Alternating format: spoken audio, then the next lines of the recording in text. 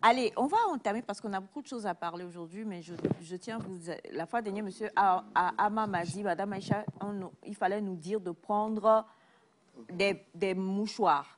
Donc, vous qui me suivez à la maison, si vous le pouvez, prenez des mouchoirs. Bonjour à vous, les amis, déjà. Bonjour, Bonjour, monsieur Daouda. bonjour, bonjour. Comment allez-vous? Je vais bien. Rendons grâce. D'accord, ça fait plaisir de vous retrouver aujourd'hui. Merci. Et on Merci. est avec vous aujourd'hui avec deux invités. On va commencer par ma gauche. Bonjour, cher ami. Bonjour. Comment allez-vous? Je vais bien. Présentation, s'il vous plaît. Je réponds au nom de Larry Moinko. Larry Moinko. Moinko ou Moinko? Moinko. C'est en quoi? Moba. Ça veut dire quoi? Ça veut dire quoi? L'action précède la gloire. Ah, l'action précède la gloire. Oui. Ah, ok. Waouh, magnifique. C'est un joueur international. Hein? Oui, oui, oui. Très talentueux. Talentueux. Ouais, Hein. très talentueux. Bonjour, cher ami. Bonjour, madame. Comment allez-vous? Ça va aussi? Présentation? Moi, je réponds au nom de Mouti. Mouti? Oui. Oui. Oui. D'accord. Alors, on l'a dit qu'on avait entamé sur ce plateau donc une série, la vie avant et après le handicap. On comprend que pour beaucoup de ce qu'on voit, c'est pas forcément parce que la personne est née, mais la personne était, excusez-moi de le dire ainsi, un peu comme nous, et elle a malheureusement dû faire face à un événement qui l'a emmené aujourd'hui à avoir une amputation ou à vivre un fait marquant qui change la donne physique et change la donne, le regard des gens et même peut-être les ambitions et tout ce qu'on avait envie de faire. Comment ça s'est passé? Comment est-ce qu'ils s'en sortent? Comment est-ce qu'ils y arrivent? Quel est le regard de la société désormais sur leur nouveau statut? On a eu le témoignage de notre psychologue, M. Daouda Bagna, la fois dernière. Aujourd'hui, on a du plaisir à être avec deux merveilleux messieurs qui sont avec nous également. Alors, on va commencer tout de suite avec notre cher M. Moinko. C'est bien ça? Alors, M. Moinko, encore une fois, bonne arrivée. Merci. Ça fait combien de temps ou combien d'années que vous avez été amputé? Ok. Et mon amputation, bientôt, ça doit faire 4 ans. 4 ans. Le 5 décembre 2020 que j'ai eu mon amputation. D'accord. Est-ce que vous voulez, s'il vous plaît, partager avec nous les circonstances qui ont conduit jusqu'à cet état? Oui. Ok. Moi, mon amputation est suite à un accident de fusillade qui a traîné à l'amputation. Donc, bien avant que je ne sois amputé, je vivais déjà avec des personnes aussi en situation d'handicap dans la famille. Okay. Quand c'est arrivé, je l'ai pris à 2 mains et grâce au psychologue, celui qui m'a appris, bien, quand on m'envoie au bloc pour m'amputer, celui qui a essayé de me parler après cette amputation, comment je dois affronter pour y arriver. De là, après mon amputation, quand on m'a libéré de l'hôpital, chaque 3 jours, il m'écrivait sur WhatsApp. Le psychologue. Le psychologue. Alors, juste avant, peut-être pour ceux, parce qu'on avait, vous faites partie de l'équipe nationale hein, de football des personnes amputées du Togo. La fois dernière, vous nous aviez partagé. Est-ce qu'on peut très brièvement, cette fois-ci, rappeler les circonstances qui ont conduit à l'amputation? Okay. Avant ça, avant que la chose ne se passe, vous étiez en pleine forme, en bonne santé, tout allait bien. Vous étiez quoi, étudiant, élève? Oui, j'étais étudiant en sociologie, politique et communication. Ok. Et c'était ma 3e année. Un vendredi soir, aux environs de 18h que je sortais de la maison. Un ami m'a appelé, frère, pardon, on m'a envoyé un colis, mais je ne peux pas prendre les colis là, c'était les ignames de Bassar. Il m'a sollicité, j'étais sorti avec ma moto, il m'a dit, oh, okay, il n'y a pas de souci, je peux t'amener ça. Il a pris la route et il allait chez lui.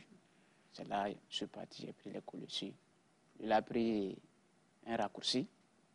Et moi, j'ai pris la route normale. Quelle route, s'il vous plaît? La route de Tikopé. Okay.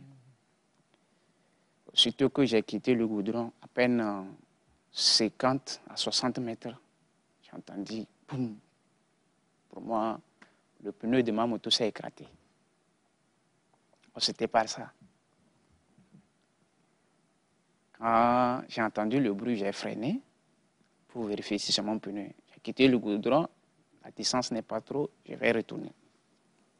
Je m'arrête, je pose mon pied, la moto a suivi sur moi. J'ai senti mal au genou. C'est là que j'ai mis le pied, c'est le sang. Je tourne le regard, je vois une personne sortie de la brousse avec l'arme. Une personne qui sort de la brousse, avec une arme. Avec une arme. Je regarde derrière moi, deuxième personne aussi sort avec l'arme. Devant, je soulève la tête, troisième personne aussi sort avec l'arme. Je dis, ça c'est quelle journée? J'ai regardé le ciel. Ils sont arrivés auprès de moi. Ils me demandent, c'est toi le monsieur que sa maison est derrière la mosquée de l'autre côté? Parce que c'est là où j'allais ça. Je dis non, je n'habite... C'est là où c'était la maison de votre ami qui avait les ignames? Oui. C'est là que j'ai dit, je n'habite pas ce quartier. Mais je suis en train d'aller chez un ami qui s'appelle Adam. Ils ont dit non, de dire la vérité. C'est là que j'ai enlevé ma carte. C'est la carte d'étudiant même qui était sur moi. J'ai enlevé ma carte d'étudiant pour les présenter. C'est là, celui qui a tiré m'a demandé, est-ce que je reconnais celui qui m'a tiré? Il dit, moi je ne connais même pas celui qui m'a tiré. Que c'est lui qui m'a tiré. Mais il va me terminer. Quand la personne m'a dit qu'il va me terminer, il dit, ah, vous allez me terminer, pourquoi? Que c'est parce que je ne veux pas dire la vérité. Il dit, c'est la vérité que moi je te dis. Mais si tu vas me terminer, j'ai une femme et un enfant à la maison. Si tu peux aller s'occuper d'eux, vas-y. C'est là, parmi les trois, une personne est venue lui dire, laisse-le, on va partir. Il a refusé, il a rechargé l'arme. Pointé sur ma tête. J'étais là, je le regardais. Il me regardait dans les yeux. Après, tout, il a baissé l'arme. C'est là qu'ils m'ont dit de me lever. Je me suis levé, je suis resté sur un seul pied. Je ne pouvais pas rester sur l'autre. Il me dit d'avancer.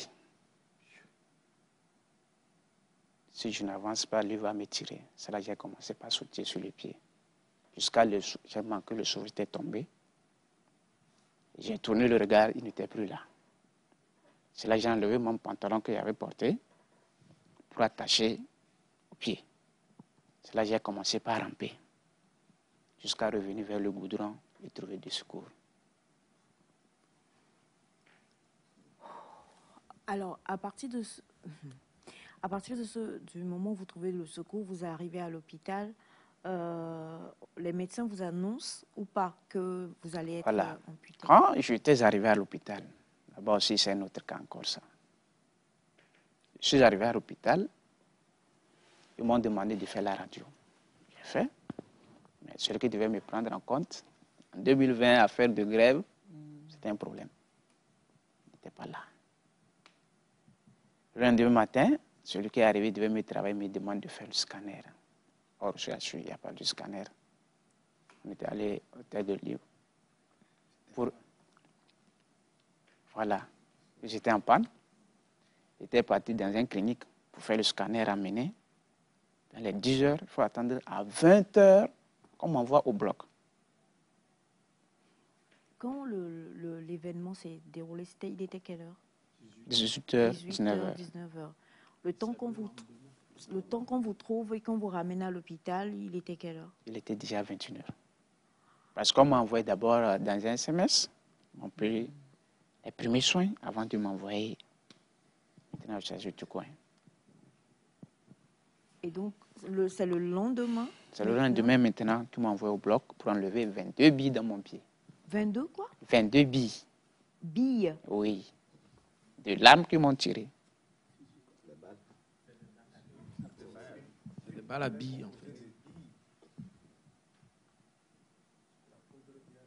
Non mais je sais, mais c'est-à-dire que je veux dire, j'imagine, tout ça est resté dans votre corps depuis la veille jusqu'au lendemain. C'est à 21h qu'on vous a opéré. Oui. Donc, quand ils m'ont opéré, j'ai fait 2 semaines sous les soins. J'ai fait 2 semaines sous les soins. Et le 15e jour, je sentais j'avais la fraîcheur. Ça n'allait pas. Et j'ai demandé qu'à appeler le docteur. Il est arrivé. Il dit, je sens le mal. Si ça ne va pas couper le pied, moi, je serai à l'aise. Il me demande pourquoi il dit ça. Il dit, moi, je sens le mal. Je ne peux pas rester dedans. C'est là, ils ont appelé mes parents. À Wikro, ils ont discuté avec eux. Ils sont revenus vers moi. C'est là qu'ils ont envoyé le psychologue au monsieur Credo. Et quand il est arrivé, il a discuté avec moi. Il dit, moi, même le premier jour quand il était arrivé, les dépenses qu'on a faites durant les 2 semaines sur mon putain le pied aujourd'hui. L'argent allait me servir pour faire quelque chose. On a investi dedans, ça n'a rien donné. C'est là qu'il m'a dit, c'est la vie. Ils ont voulu me sauver. C'est compris. Après ça, après mon amputation, voilà, encore un autre problème devant moi. Je suis rentré à la maison, des fois je me lève, sans prendre les béquilles, je tombe sur le pied. Vous oubliez en fait? J'oublie toujours. Ok. C'est au fur et à mesure que je me suis habitué à utiliser les béquilles. Et c'est de là j'ai croisé une athlète, Jackie.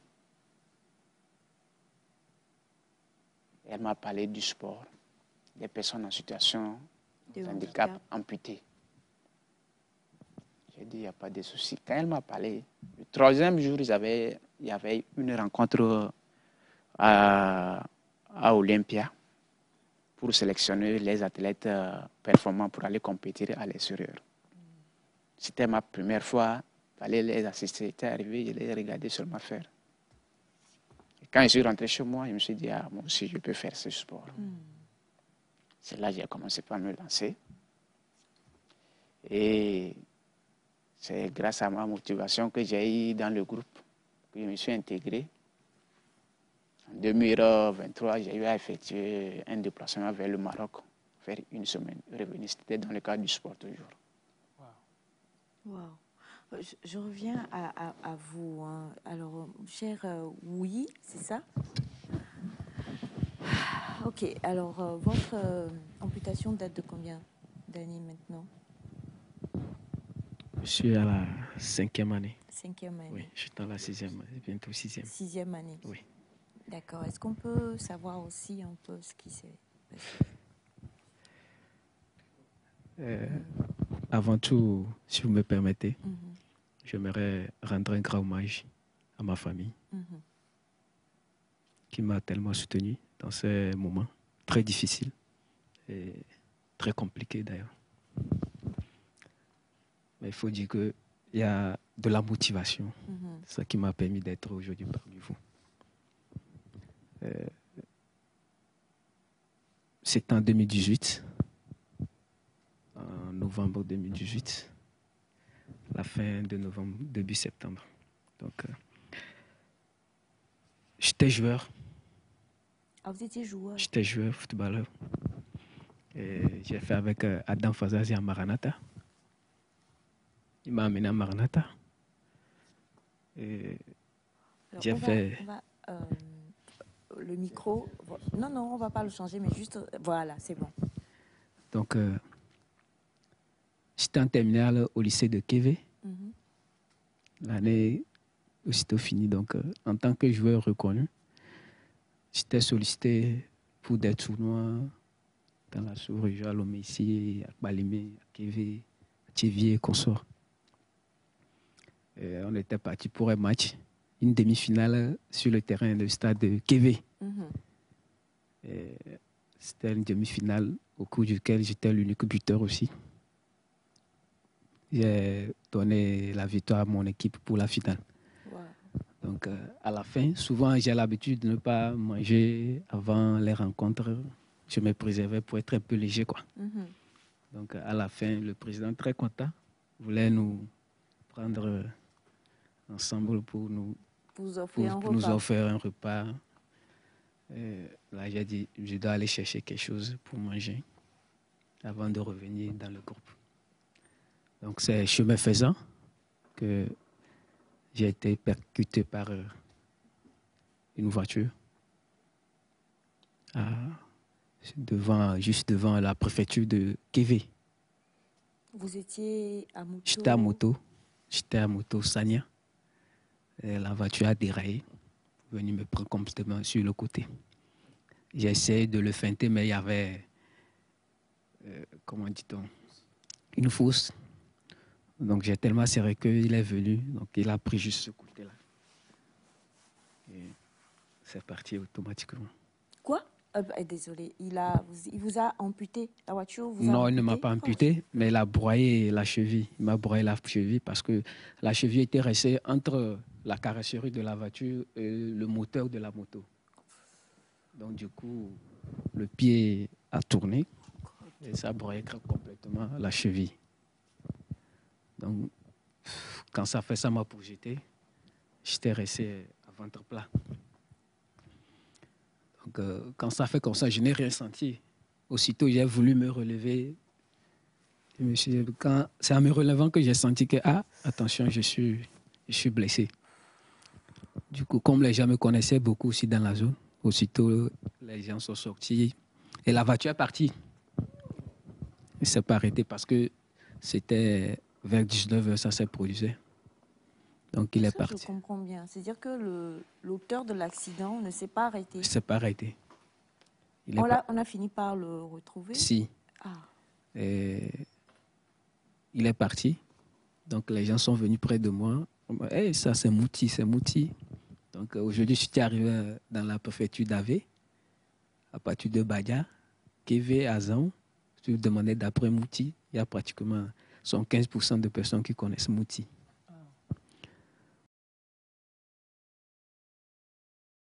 Il fallait trouver une voiture rapidement pour m'amener à l'hôpital. Et c'est la même voiture qui m'a percuté, qui était revenue encore sur les lieux. Et bizarrement, c'est une connaissance. Et quand je n'ai pas compris. Il est revenu parce qu'il a senti qu'il vous avait... Je ne sais pas s'il savait que c'est moi ou pas. Mais il est revenu sur les lieux de l'accident, là où j'étais couché. Quand il est revenu, il a demandé qu'est-ce qui se passe. Donc, en ce moment, les gens ne savaient pas que c'était lui qui m'avait percuté. Donc, il est revenu en jouant à l'innocent. À l'innocent, c'est ça. Attendez, mais ce qu'on voit dans les films, c'est pas que de... La cruauté. Donc, du coup, quand il est revenu, j'ai vu que je le connaissais et j'ai appelé son nom. Je préfère que ça reste un peu anonyme. Bien sûr, ne donnez pas de nom. Donc, je l'ai appelé directement, grand frère. Oh, c'est toi? Il dit oui, c'est moi. J'ai quoi? J'ai dit que j'ai été cogné par une voiture. Donc, s'il te plaît, puisque je joue aussi avec un de ses frères qui est aujourd'hui à l'étranger. Et je l'ai demandé rapidement, s'il te plaît, amène-moi à l'hôpital. Jusqu'à nous allons arriver, ma famille serait là, on va prendre soin de moi. Il dit, c'est vrai, j'ai dit oui. Et j'ai sorti mon portable. Tout ce qui la chance que j'ai, c'est que j'étais conscient. Donc, j'ai sorti mon portable et j'ai appelé une grande sœur, l'aînée, que je fais un grand bisou. Tata Régine, c'est comme ça que je l'appelle. Que je l'ai appelé directement. J'ai dit, moi je suis Bassa. J'ai dit, Tata, un accident. C'est-à-dire, j'ai eu un accident, je viens à Tokoin. Et j'ai raccroché. Donc, et c'est le même monsieur, il a fait coucher la voiture, les sièges arrière. Il a allumé la clim, il m'a mis dedans. Il m'a amené au CMS de Azan. C'est là-bas, ils ont dit non, que ça ne peut pas aller. On m'a bandé le pied, on m'a pris de là jusqu'à Tokoin. Donc, jusqu'à quitter là-bas, jusqu'à Tokoin, on est déjà 22 heures. On est arrivé à l'horizon, jusqu'à on va arriver, toute ma famille était déjà à Tokoin. Donc, on dit que non, qu'il faut faire la radio, il faut faire le scanner, il faut faire tout ça là. J'étais couché. Du coup, les sœurs sont venues dire non, que ça va aller, ça va aller. Sur le chien, il y avait un autre accidenté qui en a amené. 2 accidentés qui sont amenés. Donc, tout quand j'étais sur le... C'est ça. À un moment donné, je tourne, je regarde lui là. Il est parti. Il est parti. À ma gauche, il est parti. À ma droite, il est parti. Je dis, hey. Là, c'est mon tour. Donc, sur le placard où j'étais couché, il y avait des roues. C'est glissant. Oui. Donc, j'ai mis la main derrière sur le mur. J'ai poussé. Et je suis sorti entre Donc, les 2 morts, en fait. Les 2 morts. Donc, c'est là-bas, les infirmiers sont venus. Il y a quoi? J'ai dit non, que les 2 là, ils sont plein vie. Je ne peux plus rester parmi eux. Même si mon heure a sonné, c'est pas là-bas. Et aussitôt, il faut chercher le docteur qui devait faire l'opération. Le docteur n'était pas là, il n'était pas de permanence. Il y avait aucun docteur qui était de permanence. On a couru de gauche à droite rapidement. Jusqu'au lendemain. Jusqu'au lendemain, complètement perdu du sang. Jusqu'au lendemain. Et le docteur est venu. Dès que le docteur est venu, c'était une Ivoirienne, docteur Diane, qui était venue. Et elle m'a consulté. Je lui ai dit qu'on va aller, on va me faire l'opération. Puis on va bien greffer le pied. Je lui ai dit, c'est là-bas, je lui ai dit non, que je ne veux pas ça. Amputez-moi le pied.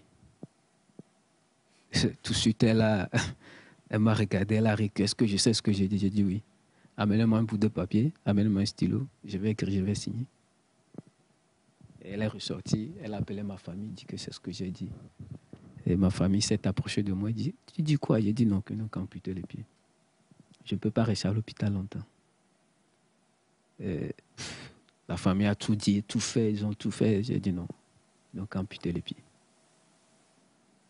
J'ai amené le papier, j'ai signé, j'ai écrit, j'ai signé.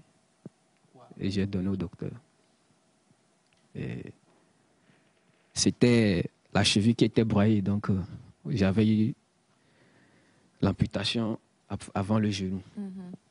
Mais malheureusement, ça n'a pas marché, puisque les nerfs étaient déjà affectés.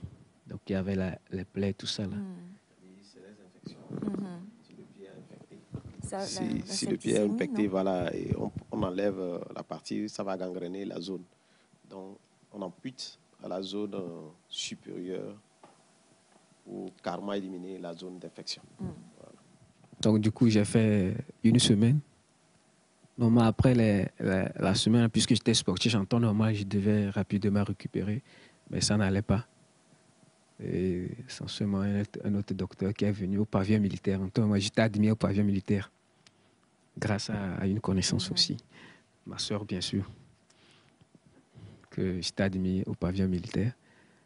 Donc, c'est là-bas, puisque chaque vendredi, il y avait plusieurs docteurs là-bas qui passaient dans chaque salle pour faire le contrôle, tout ça. C'est là-bas, ils ont vu que c'est le petit là, il risque de mourir. Rapidement, ils ont reprogrammé notre opération rapidement. Et c'est là, j'ai eu seconde amputation après le genou. Donc, j'ai eu 2 amputations. En l'espace d'une semaine. En l'espace d'une semaine. Donc, c'est après ça, j'ai fait juste... Après 1 semaine, la plaie s'est cicatrisée.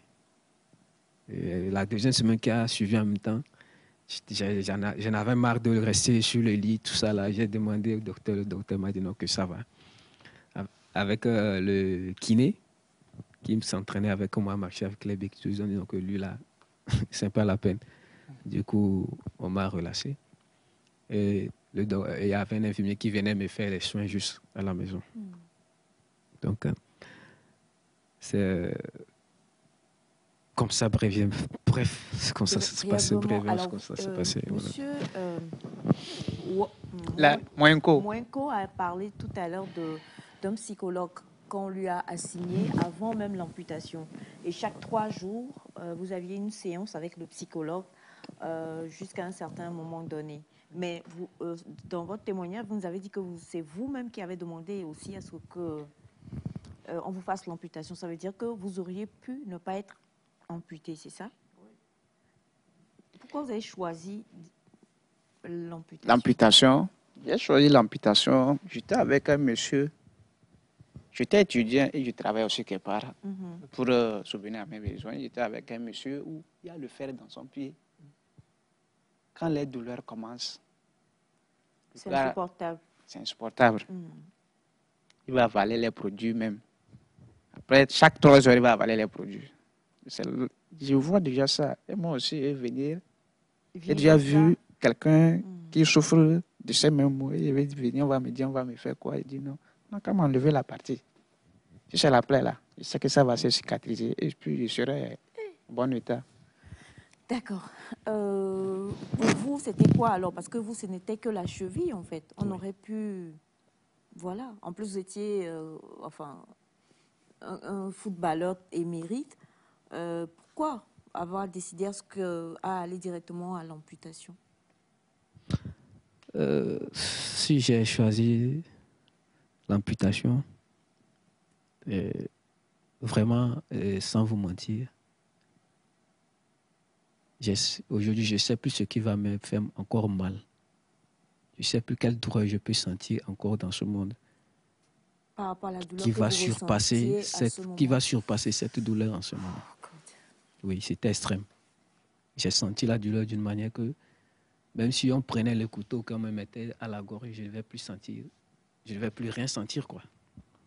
Donc c'était extrême que je me suis dit, en amputant le pied, c'est la plaie qui va rester. On va juste soigner la plaie et il n'y aura plus de cette douleur-là. Est-ce que le monsieur a payé pour ce qu'il a fait? Sans entrer dans les détails. Oui, ce qui est magique à ce niveau, ce qui est magique, c'est que le jour où ça s'est passé, à l'instant où on se percutait, j'avais enregistré le numéro de la plaque de la voiture. Au lieu de l'accident. Donc, quand on est arrivé à l'hôpital, pour moi, j'allais mourir.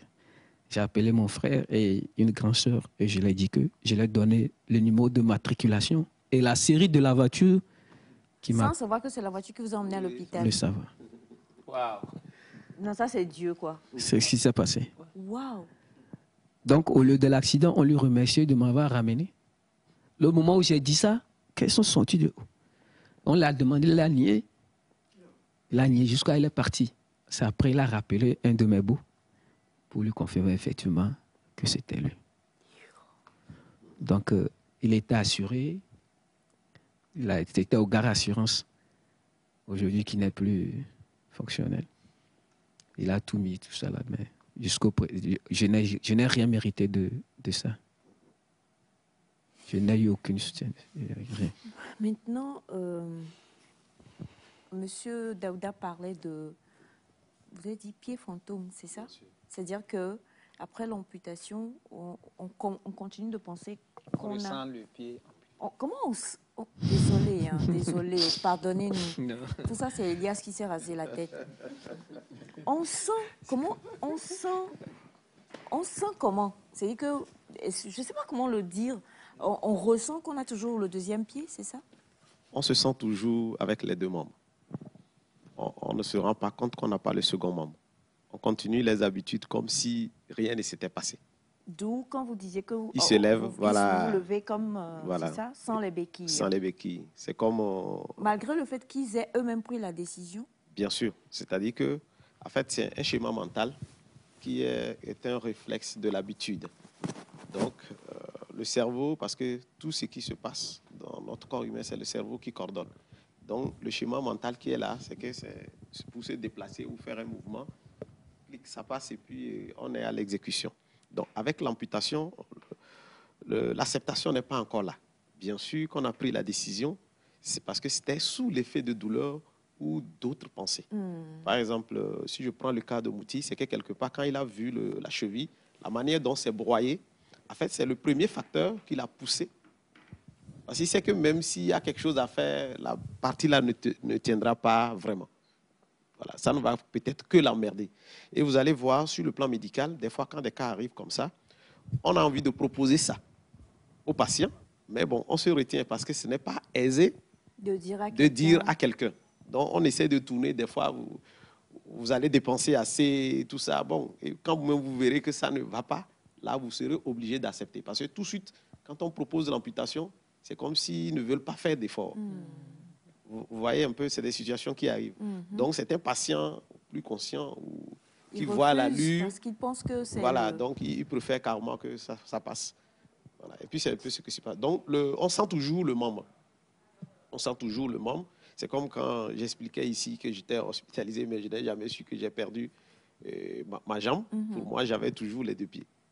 Donc, on n'a pas encore ça. C'est à partir du moment où on prend vraiment conscience, devant les différentes situations, on affronte ce cas-là, on finit par intégrer de nouveaux schémas mentaux qui nous amènent maintenant à faire une transformation de l'image corporelle. Une réactualisation. Voilà. Et c'est un processus qui prend le temps.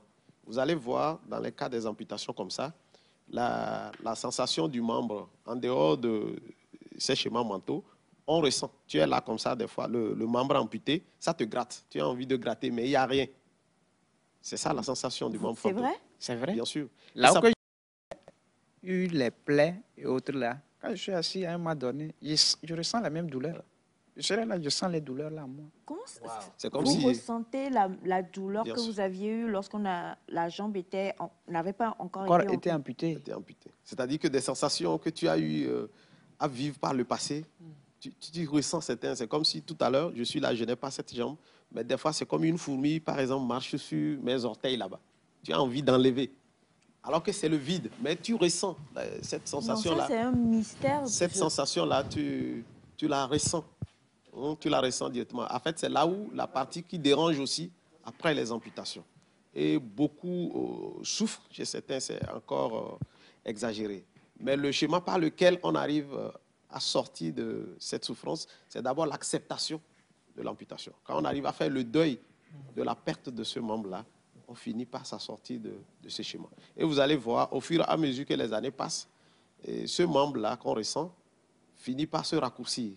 Ça se raccourcit au fil du temps des années jusqu'à ce que ça arrive au niveau de la partie de l'amputation. En ce moment, vous êtes beaucoup soulagé. Ça prend des années, en fait. Donc, ça fait que souvent, après les amputations, il faut vraiment un autre travail, en réalité, qui doit se faire par rapport à ces sensations-là. Voilà. Vous êtes d'accord, hein? Vous avez tous deux ressenti la même chose, c'est ça? Oui, c'est exactement. Alors, ça fait 6 ans bientôt et vous, 4 ans. Bientôt. Vous avez ressenti pendant longtemps l'existence de l'autre jambe malgré le fait qu'elle a été amputée? Oui. C'est ça? Oui, c'est ça. D'accord. Maintenant, comme le dit M. Daouda, vous êtes amputé, la plaie, vous êtes soigné, vous revenez maintenant, il faut vous intégrer dans la société. Vous étiez étudiant, vous aviez une femme, enfin, vous avez, en ce moment-là, peut-être que vous avez doublé, triplé les enfants, bien, c'est toujours... Il faut bien parler, parce que les athlètes, là aussi, voilà votre souci. Vous parlez bien. Lui n'est pas comme ça. Hein. Et lui n'est pas... Non, aujourd'hui, on est à combien de bébés? Mon gars, si. Combien? L'action précède quoi? Le bébé, non. Non, mais ce que je veux dire, c'est... Vous quittez l'hôpital, vous arrivez à la maison. À part le fait que vous-même, on parlait du membre fantôme, à part ça, comment ça se passe? Votre femme, votre enfant, votre entourage, comment ça se passe pour vous? Après l'amputation, je suis parti encore à une autre école pour m'intégrer. D'abord, je remercie d'abord ma famille, mais c'était un peu difficile. Parce qu'après mon amputation, il y a certaines choses que je quittais, que je veux faire. Et les parents me disent, non, maintenant tu ne peux pas faire ça. Toi, il faut rester, on va te faire. Surtout quand tu vas aller me laver. Au début, pour marcher avec les béquilles, c'était un peu difficile. Mais quand j'ai maîtrisé les béquilles pour marcher, c'est là que j'ai dit, hein, ça peut aller. Pour aller me laver. Quand vous êtes arrivé, même pour vous laver, il fallait qu'on vous... Quand on m'amène l'eau à la douche, on m'amène tout. Ça, je vais utiliser seulement mes béquilles pour aller. Mais au fur et à mesure que j'ai eu la maîtrise des béquilles, C'est là, à un moment donné, j'ai dit non, moi-même, je vais envoyer l'eau là-bas. Ils ont refusé. Ils disent, celui qui m'amène l'eau, je ne me lave pas. Quand on m'envoie l'eau, je dis, je ne me lave pas avec l'eau là. Je fais envoyer moi aussi. Le jour que je serai seul, Comment est-ce que... Oui. c'est là, quand ils veulent aller, eux-mêmes, puis ils déposent. Moi-même, je viens, je soulève. Je fais un pas jusqu'à amener. On dit que c'est du travail. Je dis non, moi, je vais apprendre. Mais d'autres, c'est pas ça. Dans la société, d'autres trouvent que l'amputation, ce que je suis maintenant, c'est ce que je mérite. Quoi? L'amputation que j'ai dans la maison, que j'étais en location, les gens disent, ah, peut-être Il a fait quelque chose de mal. j'ai fait quelque chose de mal, que ça lui ressort. Ça. On peut avoir ce genre de mentalité? Oui. Ils sont plus nombreux. Même en circulation, on voit les... Le regard social, c'est un facteur important qui est obstacle à l'intégration de personnes en situation de handicap. D'autres pensent que c'est parce que c'est un châtiment divin. D'autres pensent que si ce n'est pas lui-même, c'est que ses parents auraient péché. Et c'est les séquelles qui suivent la famille.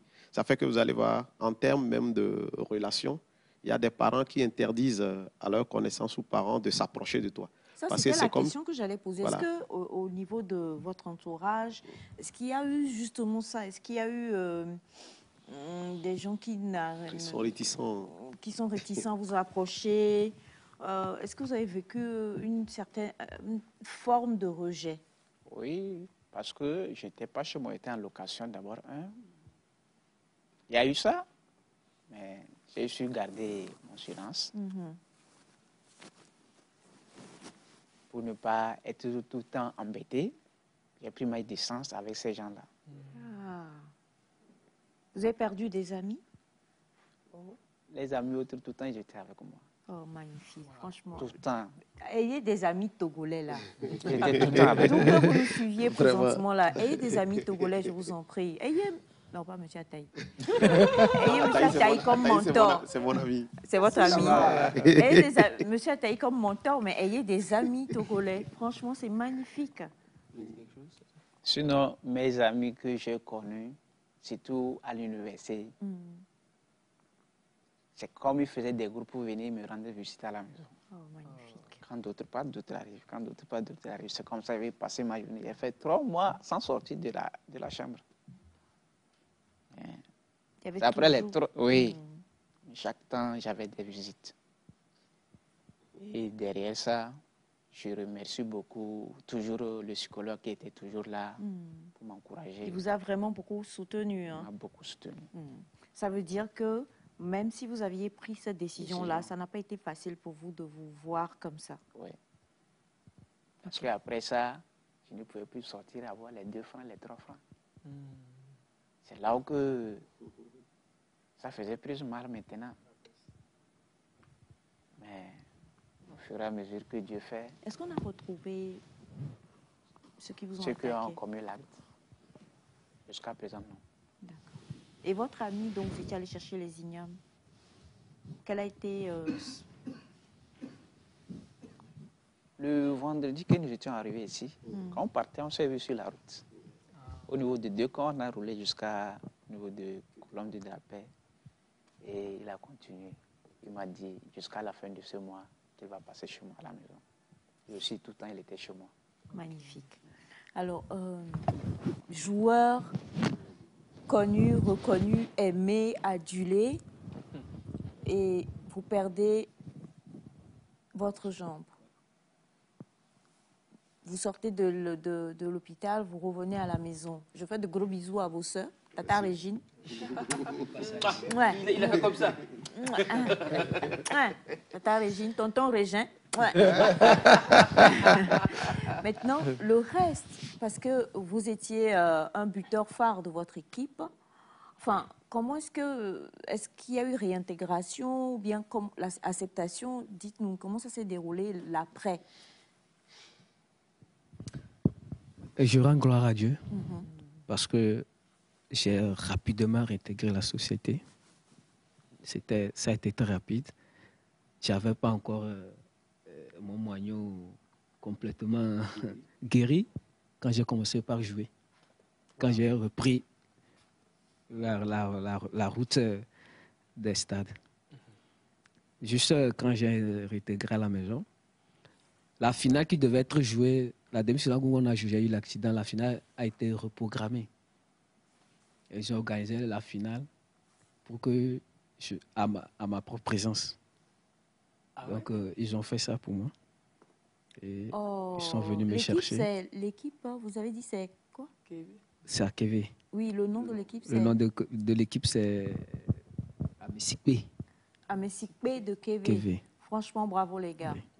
Je viens de saluer. C'est ça. Donc, ils ont fait ça. Et j'étais là à la finale. Et mon équipe a fini aussi par remporter la finale. On a fait la fête ensemble. C'est vous étiez assis, oui. Vous les avez J'étais regardés? assis, j'ai regardé le match. Donc, à la fin, ils m'ont ramené encore ici à Lomé. C'est ça, parce que c'était la... Pachana, hein.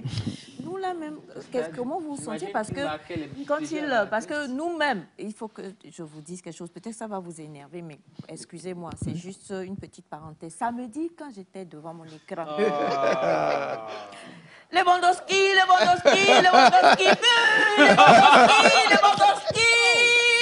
Vous n'écoutiez que Lewandowski. Voilà, c'est comme ça que je faisais quoi. Et puis à un moment donné, j'étais là, je disais, mais je suis où? Visca Barça, qu'est-ce que je dis même? Et vous faisiez des bouges. Voilà, et tout ça. Donc je vivais.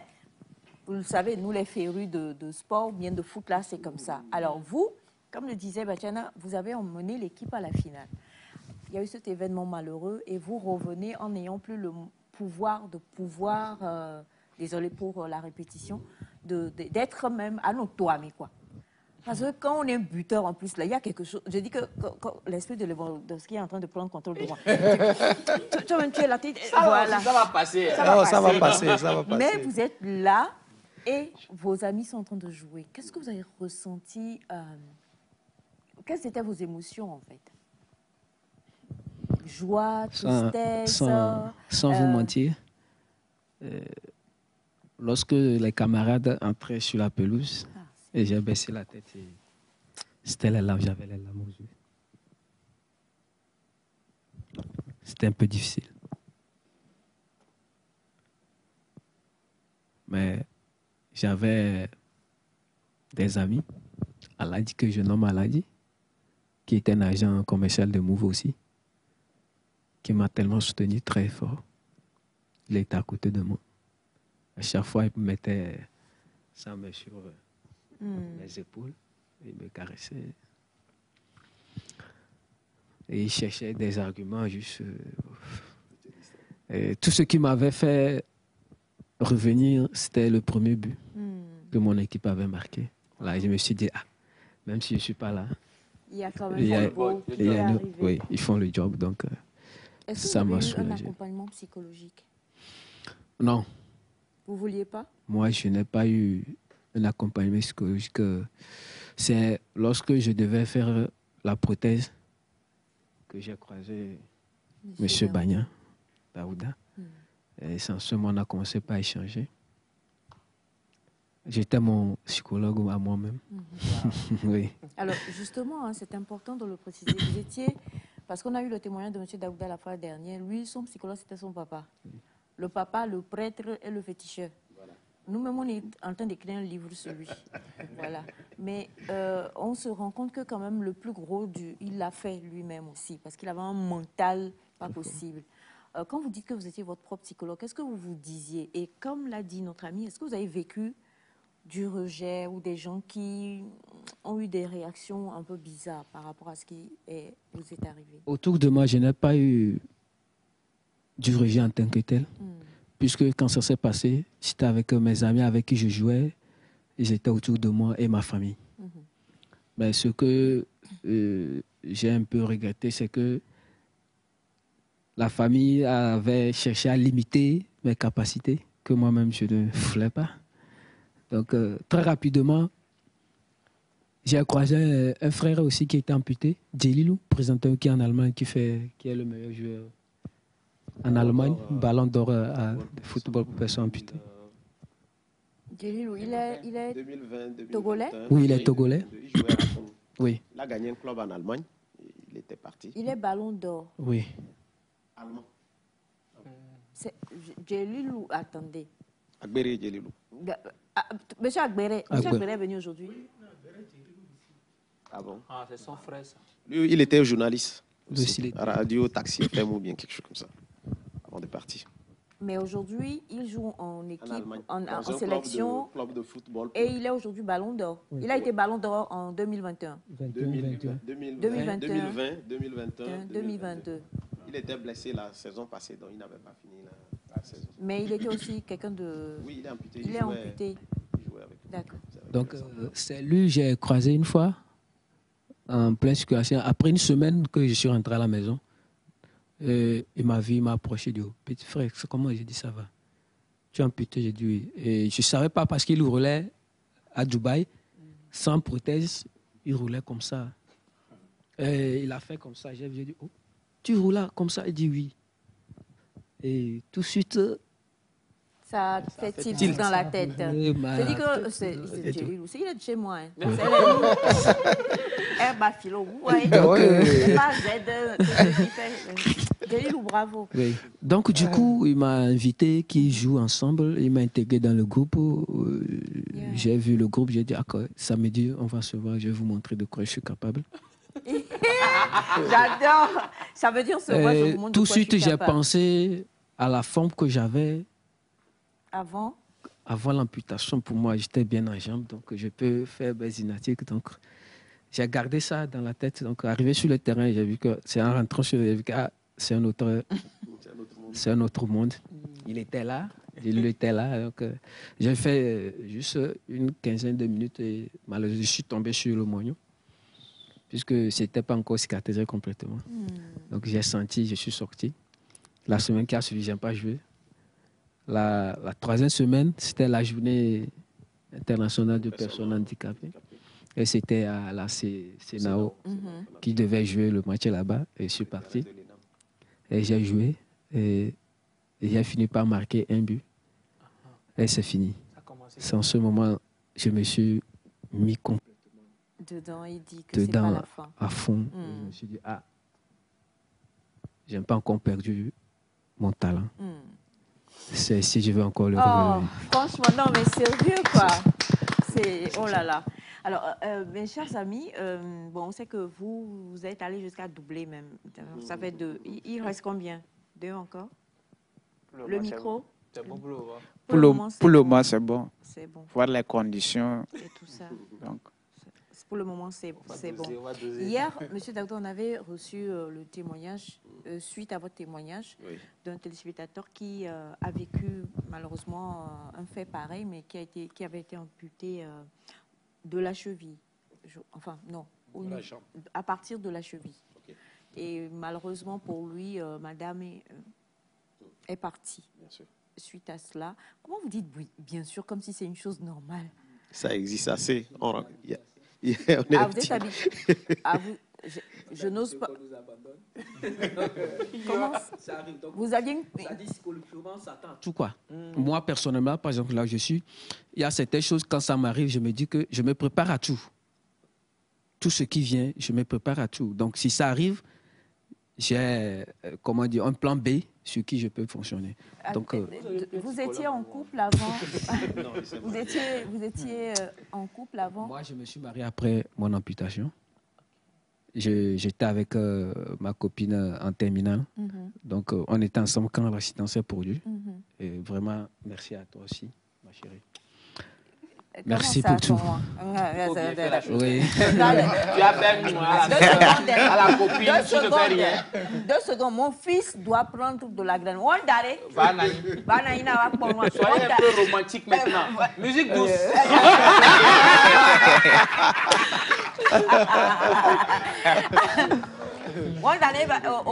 Au Bosco Bena, là, venez, voilà. Alors, donc, quand même, vous n'allez pas. Comment? Vous refaites. Vous avez fait à Tata Régine. Donc, à votre femme, elle s'appelle comment, s'il vous plaît? Prénom.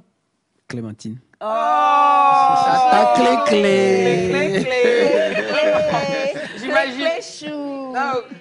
Ah, c'est pas Clé de Go. Hein. Non, c'est pas de Go. Voilà, donc un petit mot. Regardez bien la caméra de Bachana et j'adore ce moment. Quelque chose de fort. Parce que vous étiez avec elle avant l'accident, n'est-ce pas? Et après l'accident, vous vous êtes mariés. Ça fait combien d'années maintenant que vous êtes mariés? Ça fait, disons, on est à 5e année.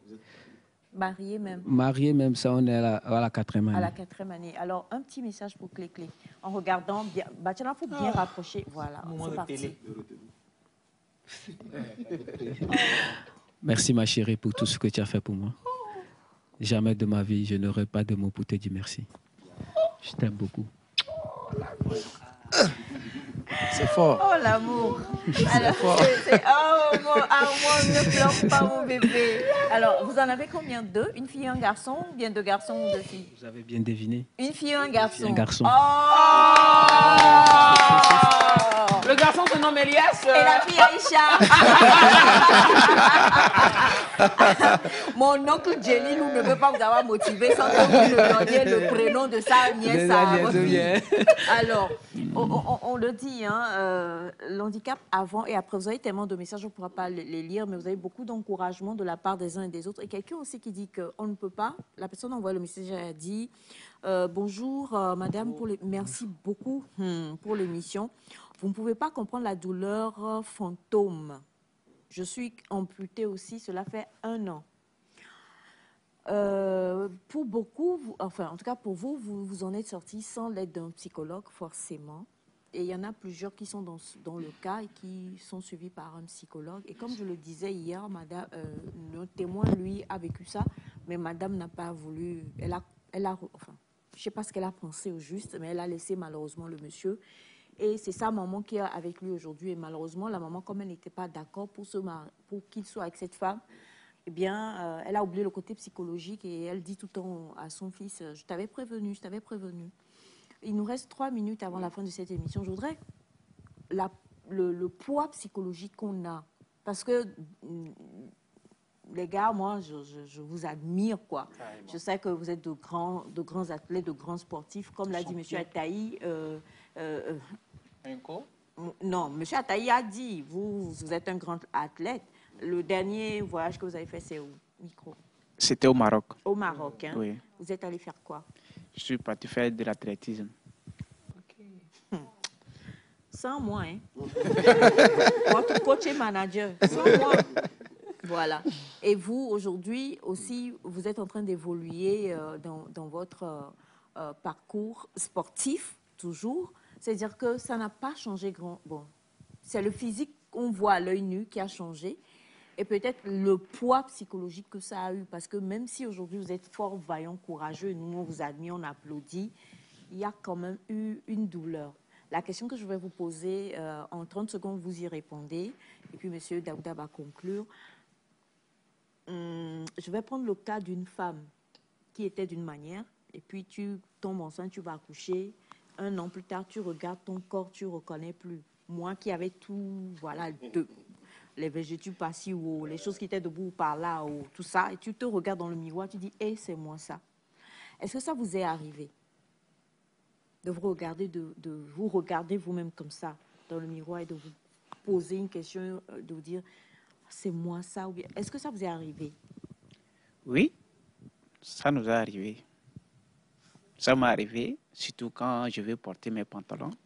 L'exemple que je vais vous présenter, c'était des pantalons que je portais, mais quand je vais porter maintenant, il faut prier. Soit je coupe. Vous n'avez pas changé, papa, voilà, vous voulez, donc c'était, ok, oh Lord.